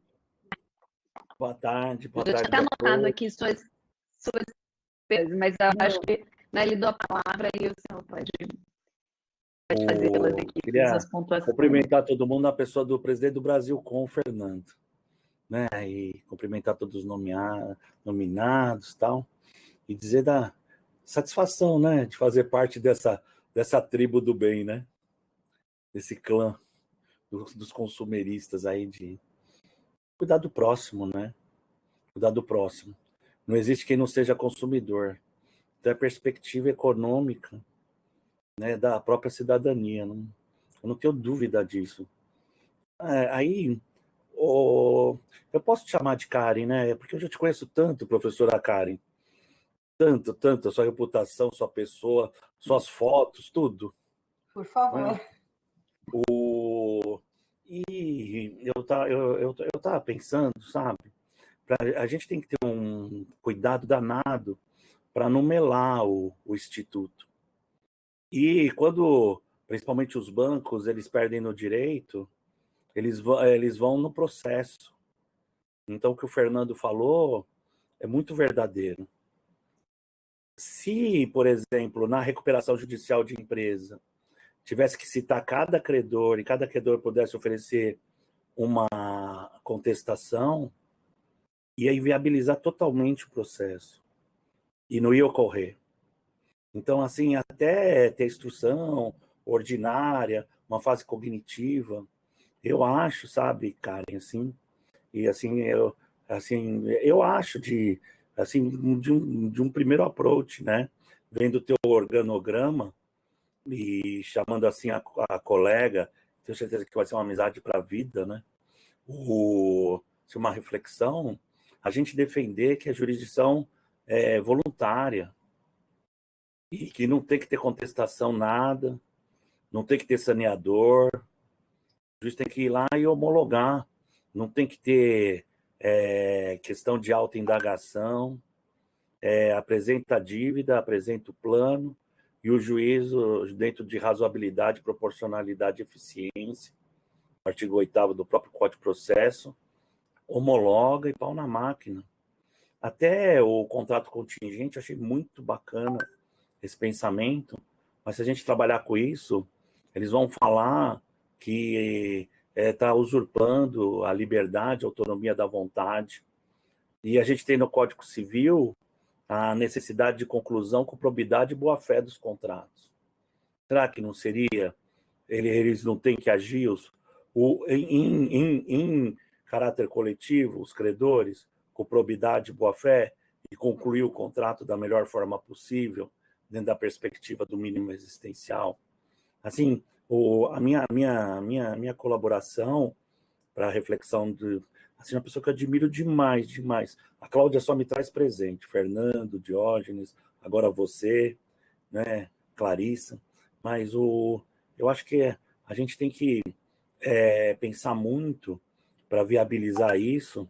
Por exemplo, se a gente coloca aí um próprio enunciado nosso da contestação, isso aí vira um processo ordinário, acabou. Né? Então, eu acho que os credores têm que ser notificados, né? Como um inventário. E aí eles podem fazer a impugnação deles, ir lá conversar, resolver, mas a gente avançar no sentido de que o juiz ele vai lá e suplementa a vontade das partes, que é um provimento jurisdicional conhecido nosso, né? Substitutivo de manifestação de vontade. Por quê? Porque tem uma obrigação né, decorrente da própria contratação, de agir com probidade e boa-fé no aspecto coletivo, e a gente trabalhar com jurisdição voluntária. A primeira vez, eu trabalho muito, eu tenho uma equipe que trabalha com reestruturação de empresas, a gente trabalha lá no escritório muito forte com isso em âmbito global mesmo. E a primeira vez que eu vi o juiz da Vara Empresarial do Rio de Janeiro, o Alexandre Mesquita, falar que era jurisdição voluntária, eu levei um susto. Mas, na hora, depois que eu parei para pensar, começou a fazer todo sentido. Porque a gente sai daquela dureza do processo litigioso. E, assim, o espírito da solução do superendividamento, ele é não litigioso.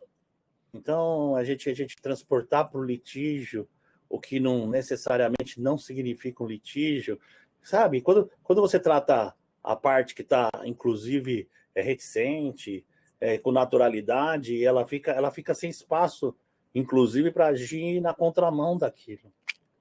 Né? Então, assim, não sei, só assim uma reflexão, né? E dizer assim da felicidade do presente, que é agora ter tido o mínimo contato aí com uma pessoa que admiro demais de reputação, de trabalho, e agora estou tendo a oportunidade de ter um contato mínimo nesse novo normal, né?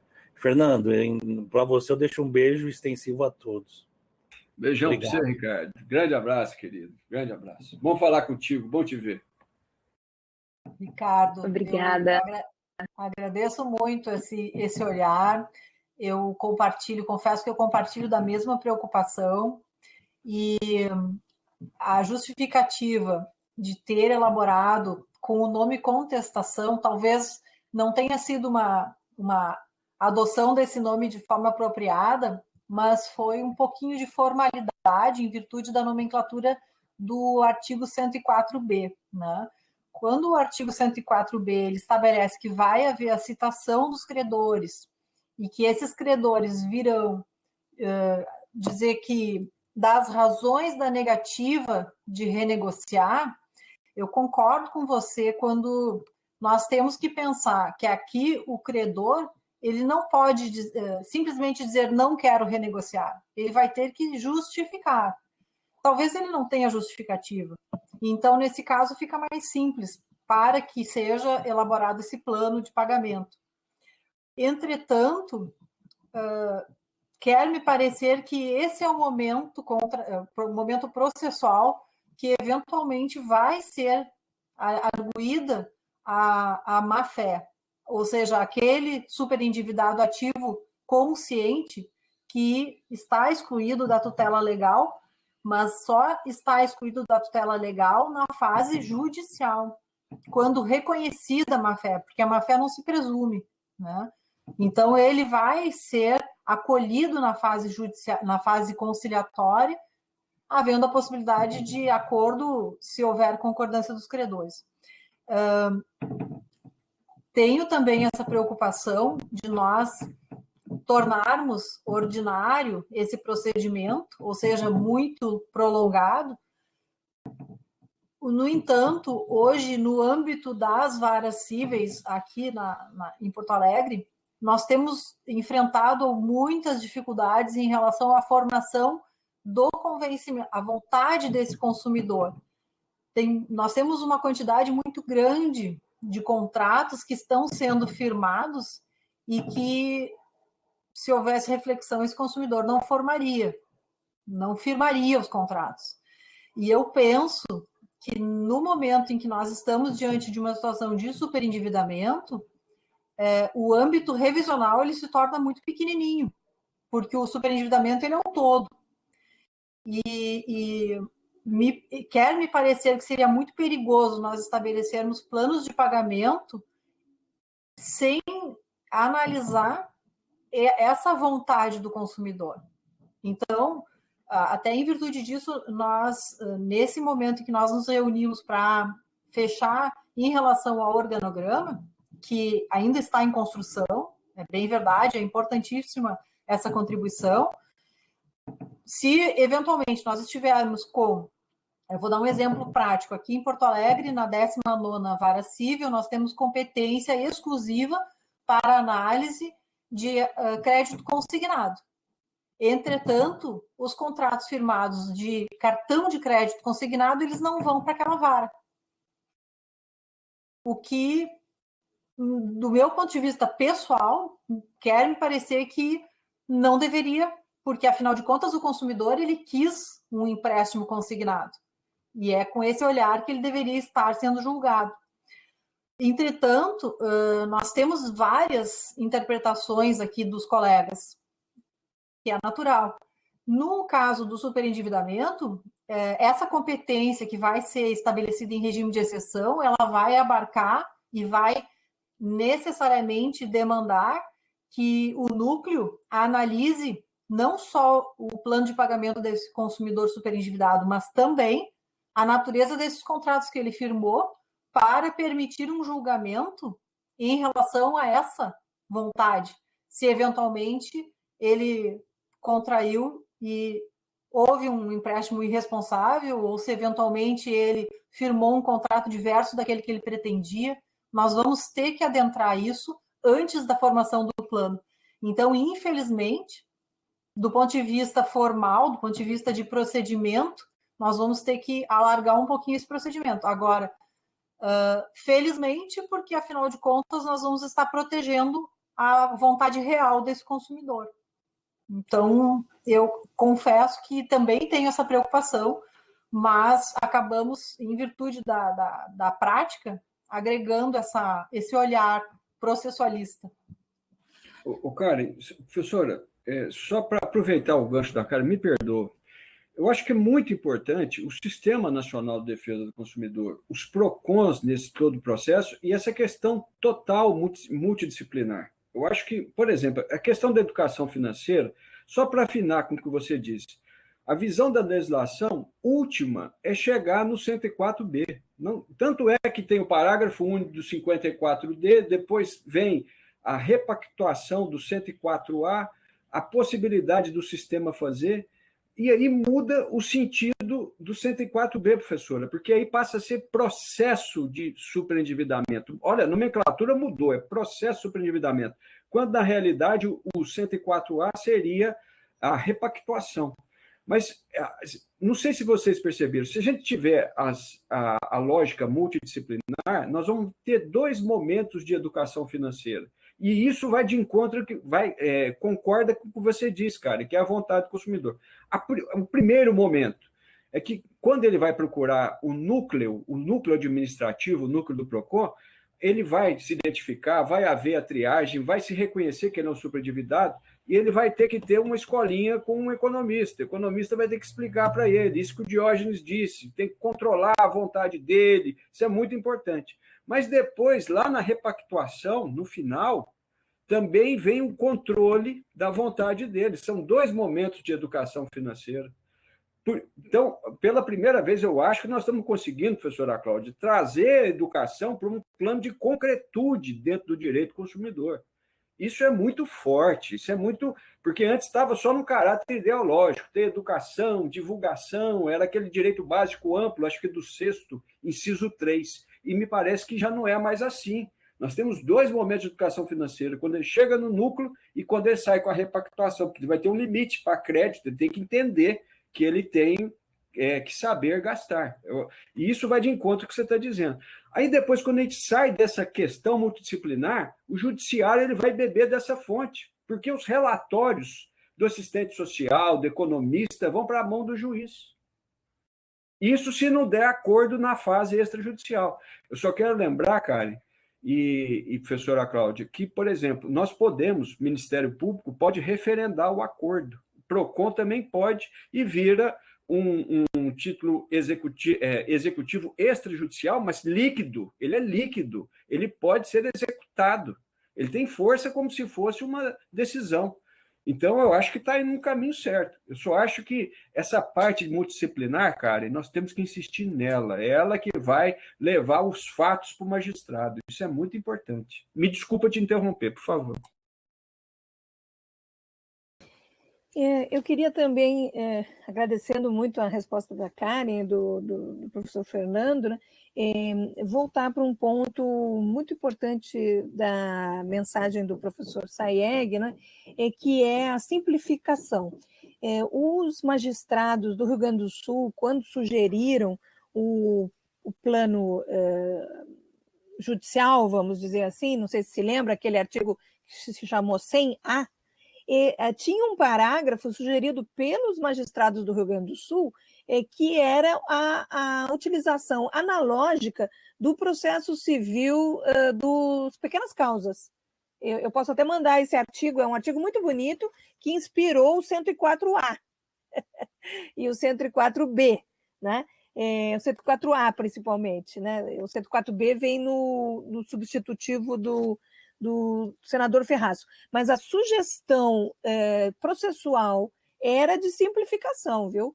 Não era do processo ordinário. Então, eu acho muito importante essa ideia, se possível, é claro, eu não sou processualista, né? E também uma coisa que me chamou muita atenção no seu organograma, que talvez fosse muito importante para o magistrado, né? Talvez superando essa ideia francesa do contrato contingente, é que a segunda fase chama processo de revisão e integração dos contratos e repactuação. Então, acho que tem que ter uma pena a pessoa não ter conciliado. E qual é a pena? É ter o juiz do superendividamento. E aí ele tem que estudar a revisão dos contratos, ele tem que estudar as cláusulas abusivas, ele tem que estudar as práticas comerciais abusivas, ele tem que ver que o cara é um índio, analfabeto, idoso, enfim, né? Que tem 7 créditos consignados ali, que nunca 2 nem contratou, não sabe o que aconteceu. Então, a figura do juiz, nesse organograma seu, ele está reduzido a um processador de contestações. Eu acho que tem que ter um negócio em vermelho, assim, revisão dos contratos. E, inclusive, você, professora Karen, você é autora dessa expressão. Eu tinha colocado só revisão dos contratos, não, professora, tem que ser revisão e integração dos contratos. Então, ficou, olha aí, o parlamentar aceitou isso. Então, isso tem que estar muito claro nessa visão, que ele, antes de fazer o pacto, talvez nem precise fazer o pacto. Não precisa repactuação se a contratação é injusta, desleal, entendeu? Talvez não precisa. Então, tira aquela parte mais para o final, né? E faça um saneador, antes do senador, inclusive, sei lá se vai ter senador ou não, mas antes da coisa, fazer uma revisão dos contratos. Acho que isso é bastante importante, porque aí que está a força do juiz, né? A força do juiz é olhar as cláusulas abusivas, é olhar o contexto todo, e não só que tem que pagar e que tem que devolver o principal, tudo bem, aí vai ter, mas o principal do contrato justo e não do injusto, né? Inclusive é nulo e pode fazer de ofício, né, professor? Por ser magistrado. Isso é muito importante, que no seu organograma venha que é tudo ex ofício agora. Nada de súmula 381, por favor, né? Está superadíssima agora com a 14.181, né? Professora Andréia, a professora Rosângela pediu a palavra também. Sim, claro, eu ia passar a palavra para ela, ia chamá-la, então, Rosângela Cavalazzi, qual eu agradeço, ela também está colaborando, está na coordenação do evento do dia 17, a professora Rosângela, que é doutora em Direito pela UFRJ, ela é professora, né, dos cursos de graduação da UFRJ, Rio. A professora Rosângela, ele passa a palavra, a senhora pode apresentar. Boa tarde a todos e todas. Realmente é uma alegria estar aqui, é um momento único, né? Cláudia, é imbatível reunir pesquisadores e excelentes diálogos. Eu quero elogiar todos os conferencistas e também os debatedores. Realmente é muito aprender, muito aprender. Mas eu chamaria atenção para 2 momentos, e um deles a Cláudia retomou já agora, é claro, né? Que é da fala da doutora Karen, né?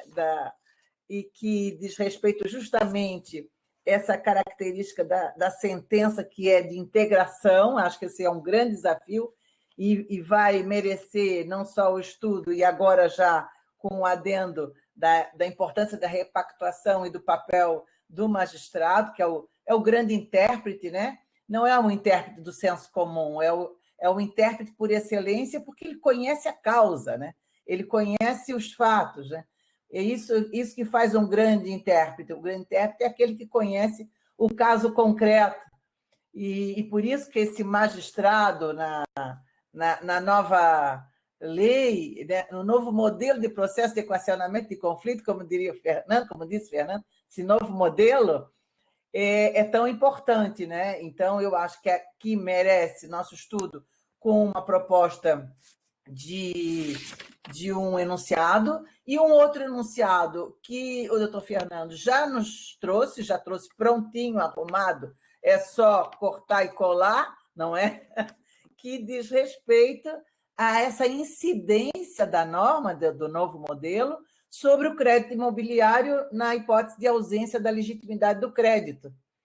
E atrás desse enunciado, quer dizer, ou seja, dando conforto, né, e espaço de efetividade para esse enunciado, nós temos o próprio microsistema, porque o que é interessante é isso, nós estamos diante de um microsistema.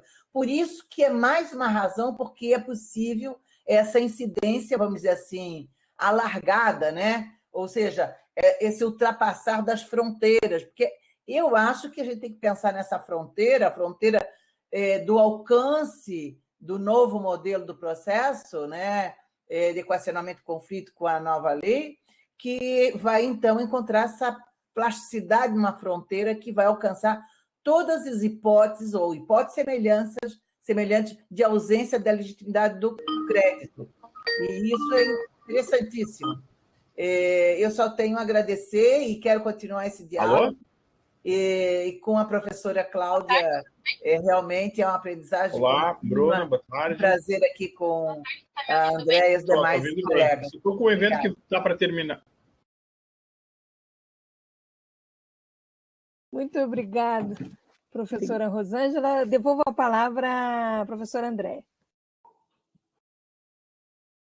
Bom, agradeço a professora Rosângela, né? Acho que todos que estão colaborando com esse evento, né? Bom, eu acho que nós estamos aqui bem no adiantado da hora. Professor Laone, eu vou te pedir, eu acho que de uma certa forma nós já acabamos debatendo, né? Eu estava parando algumas das perguntas, algumas perguntas estavam relacionadas aqui ao processo, ao Sistema Nacional de Defesa do Consumidor. Eu acho que muitas dessas perguntas acabaram sendo debatidas.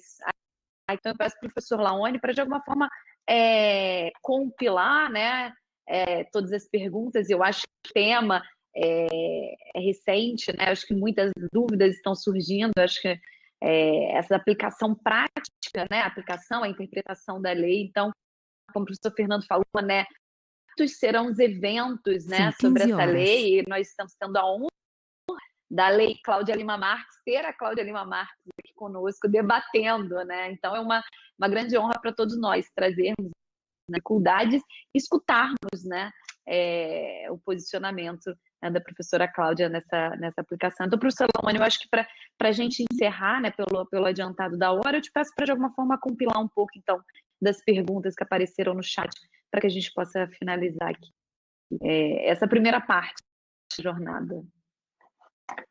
Obrigado, professora Andréia. Boa tarde a todos, boa tarde aí aos palestrantes, professora Karen, professor Diógenes, professor Fernando.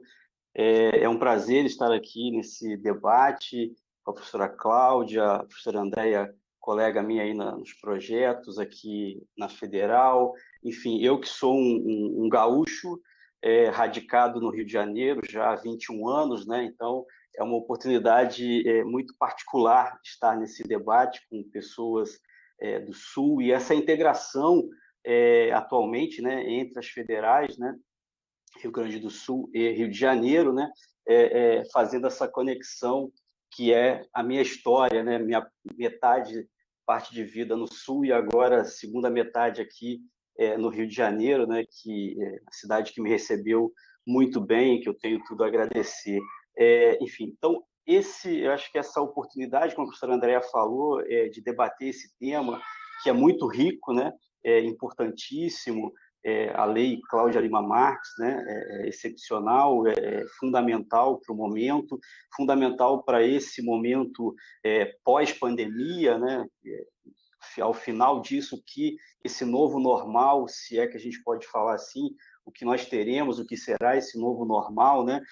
O professor Diógenes, salvo engano, falou, comentou sobre esse pós, o que vai acontecer, mais consumo, menos consumo, será que esse período de vida mais regrado, mais limitado, vai mudar os hábitos de consumo ou não? Vai ser um verdadeiro corre para consumir, né?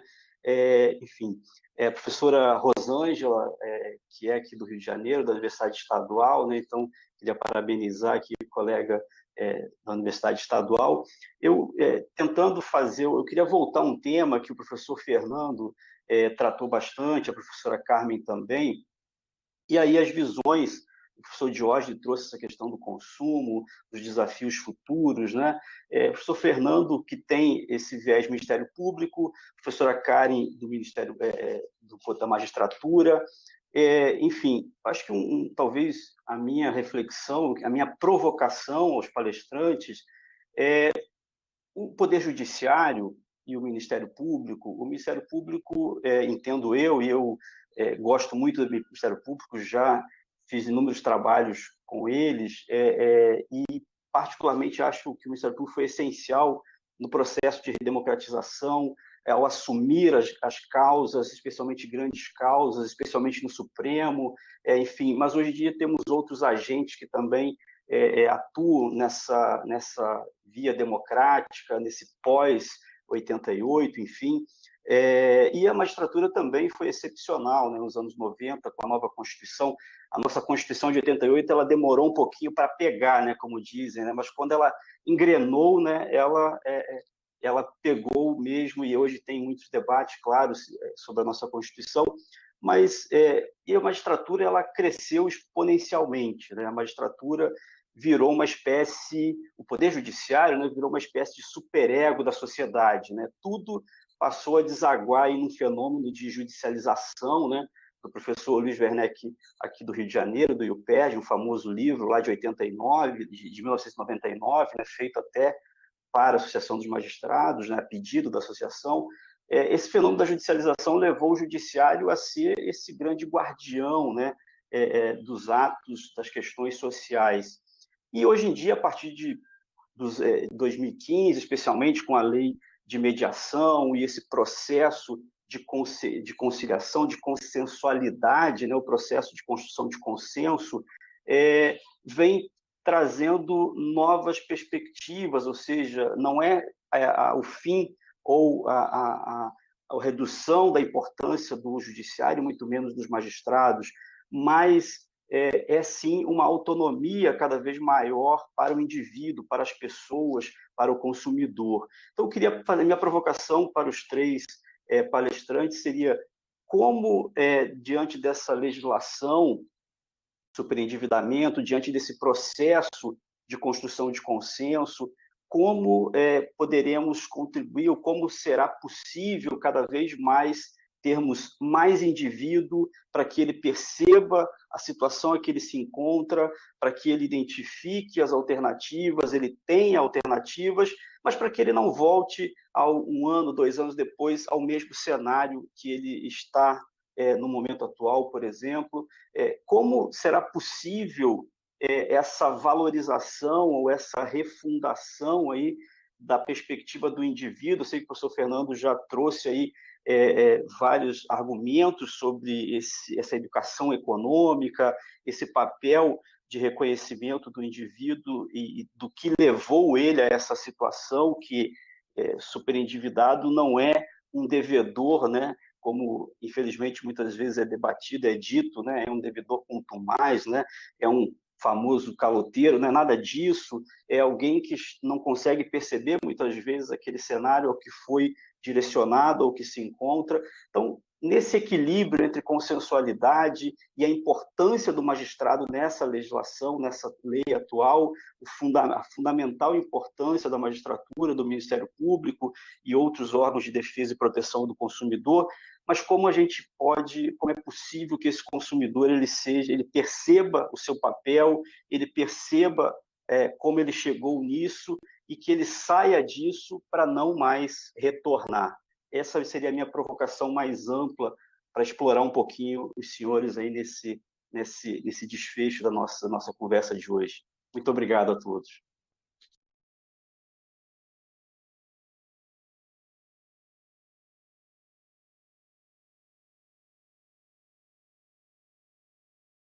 Posso começar, professor? Por favor. Vou falar rapidamente, professor Leonel. Primeiro, eu acredito no Ministério Público com um congresso que a professora Cláudia fez e a Clarice, quando era presidente. O MP guarda-chuva. O MP ele não é só para problemas criminais ou questões de direito administrativo. Mudou demais. Nós temos a melhor Constituição para o Ministério Público do mundo. É igual ao nosso CDC, é o melhor do mundo também. Nossa Constituição para o Ministério Público é muito boa. Eu acho que o Ministério Público precisa melhorar demais. Acho mesmo.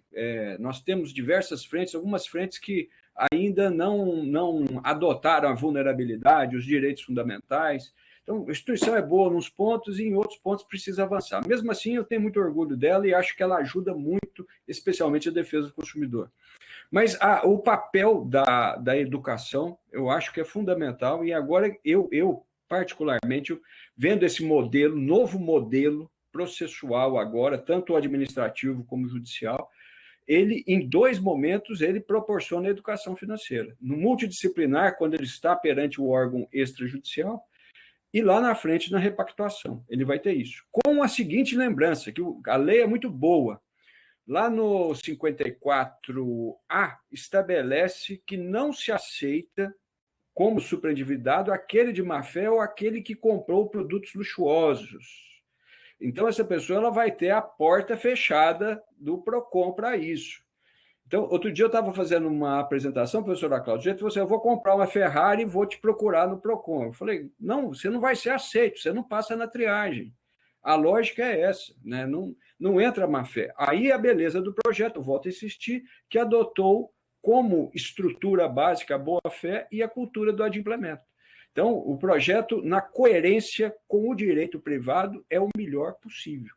As instituições têm que ensinar também o consumidor a ter a responsabilidade, tanto que na repactuação ele vai ter o crédito limitado. O juiz vai dizer para ele como é que vai ser o futuro econômico dele, mais ou menos por aí. Tá? Obrigado, viu?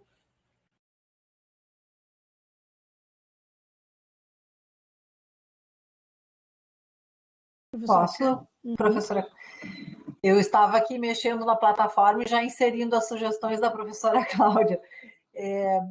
Professor Leone, quando a professora Cláudia falou da importância de nós colocarmos que a atuação é ex officio, eu até peço perdão, porque na minha leitura é quase óbvio, mas quando eu ouvi a professora Cláudia na semana passada, num evento, falando a respeito da súmula 381 e a releitura que a própria legislação especial nos trouxe, não é? Eu fiquei pensando, é claro, nós precisamos lembrar todos agora, porque afinal de contas não é a leitura que habitualmente se faz. Hoje nós precisamos perceber que o juiz do superendividamento, o juiz da fase do tratamento do superendividamento, eu até mandei no privado para a professora Cláudia aqui no WhatsApp, mas ele vai ter uma continência do processo de superendividamento sobre as ações revisionais, sobre, eventualmente, ações que estejam questionando cláusulas abusivas, porque todas elas deverão integrar a ação de tratamento do superendividamento para que nós possamos limpar as relações jurídicas e com isso, passar a repactuação das dívidas. Eu vou citar um exemplo só, que para mim foi muito ilustrativo, e nem estava ainda em vigor a lei do superendividamento. Eu tenho um processo em que há uma discussão relacionada a cláusulas abusivas, em que um haitiano, residente em Porto Alegre, firmou um contrato de crédito e ele não compreendeu o que ele estava fazendo. E foi só na prova oral que eu consegui identificar o que de fato ele havia compreendido, porque nas peças, nos documentos que estavam dentro do processo, ficou muito difícil de visualizar. Mas, indo contra a interpretação de que é prova documental, que não há necessidade de audiência, eu acabei marcando essa audiência e ouvindo tanto ele como pessoas que estavam envolvidas na contratação por parte do fornecedor. E, curiosamente, o fornecedor dispunha de um áudio e juntaram ele no processo. E, juntando, foi permitido que nós pudéssemos identificar que, de fato, não foi prestada, não foi observado o dever do crédito com advertência, com lealdade e esclarecimento a respeito do que estava sendo vendido, né? Então, percebam, nós temos aqui uma discussão relacionada a uma concessão de um crédito, não digo irresponsável, porque não estava acima da capacidade de reembolso dele, mas que não foi o objetivo dele, inicialmente. E só foi possível identificar com a fase instrutória da audiência de instrução. E esse tipo de discussão vai integrar, eventualmente, uma ação de superendividamento, que ao final vai gerar repactuação. Então, nós agradeço muito a sua colocação. Diógenes?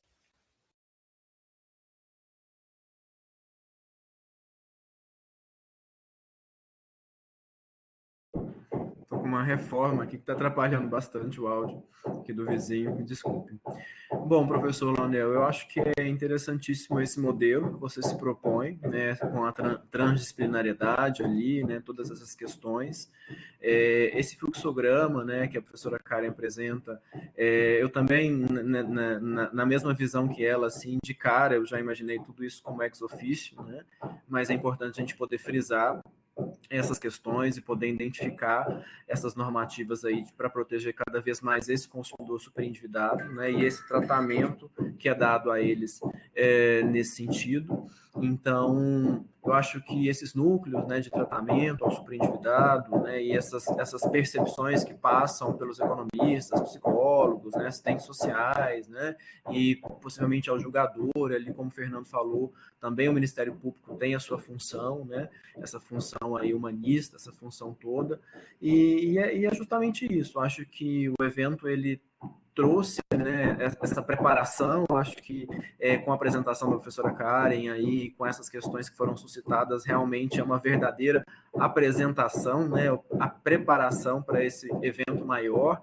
e para questões um pouco mais profundas, né, um pouco mais direcionadas ali à dogmática do superendividamento do consumidor. Tá? Me coloco também à disposição aí de todos vocês, também tem um grupo de pesquisa na Federal de Goiás, que podemos juntar aí com as demais federais e nos propor um trabalho aí cada vez maior, né, e efetivo. Eu acho que a correção de rumos, né, ela começou, né, e é absolutamente necessário e legítimo a partir do superendividamento. Muito obrigado, professor Diógenes, professora Karen, professor Fernando. Realmente o debate foi muito rico, agradeço também o professor Laone, a professora Flávia, a professora Andréia, foi realmente impressionante. Nós estamos copiando todas as perguntas e aproveito para convidar a todos para estarem presentes na nossa jornada, apresentarem as suas pesquisas, dos seus alunos também, professor Diógenes, professor Fernando, né, professora Karen, da IMED. Vamos juntar forças para essa reflexão. Algumas das perguntas eu gostaria de destacar são sobre a boa-fé. Também muito importante, a boa-fé não precisa ser provada, ela é presumida, como bem disse o professor Fernando Martins. O que está excluído é a má-fé, o dolo, a fraude e os bens de luxo. Isso é bem interessante, ficou assim a lei, né? Então, na verdade, é a resposta, né? Não é a petição inicial que tem que comprovar sua própria boa-fé, que seria até impossível, né? Considerando, inclusive, que o artigo 113-A, agora da Lei de Declaração da Liberdade Econômica, também presume a boa-fé até mesmo dos empresários, né? Então, realmente, dos consumidores, obviamente, tem que ser também presumida, né? Mas uma coisa que me chamou a atenção e que eu acho que é bem interessante da apresentação da professora Karen, né, é que nós estamos tentando, mais uma vez, assim como fizeram de forma realmente uma grande inovação a professora Karen Bertoncello e Clarissa Costa de Lima, adaptar o sistema francês, né? Então, o nosso sistema tem nomes diferentes para as fases, né? Um é o processo de repactuação, parece que o nome ficou assim, ou por superendividamento, não me lembro bem a primeira fase. A segunda tem esse nome de processo de revisão e integração dos contratos e repactuação, quer dizer, um outro nome também assim, inexistente no direito francês. Outro detalhe que a importante fala da professora Karen trouxe e da professora Rosângela, né, é que nós não fazemos distinção entre os consumidores superendividados ativos e passivos. Acho que não podemos dar mais importância, né, ou ser mais realistas do que o rei. A ideia é conciliar, a ideia é combater a exclusão social, é trazer essas pessoas de volta, né, é proteger a pessoa natural, né, que tudo isso está na própria lei, né? Então, temos que ir em nossos enunciados e nas nossas proposições tentando essa adaptação, né? Pode ser que no direito francês seja diferente, mas o direito brasileiro tem que nascer com uma cara diferente mesmo, mais adaptada às nossas circunstâncias, ao que o professor Laone também falou, não é? Esse combate ao moral hazard, né, de achar que todo mundo é caloteiro, etc. Né?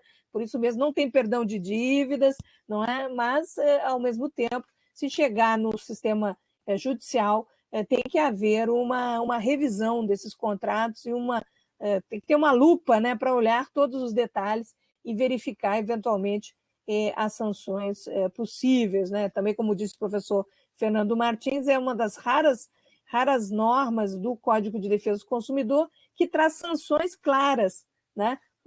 Inclusive a quebra positiva dos contratos, né? Porque são obrigações de boa-fé, informação, esclarecimento, etc., né?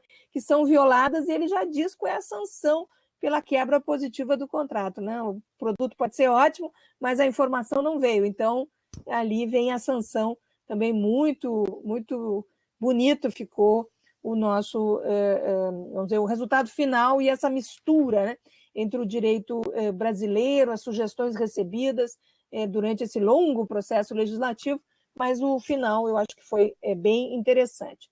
E outro tema que queria terminar mencionando é a possibilidade nessa jornada de nós criarmos uma frente contra os vetos, né? Então, defender, de certa forma, com enunciados, com pesquisas, as necessidades, tanto no direito nacional quanto internacional, né, porque houve um veto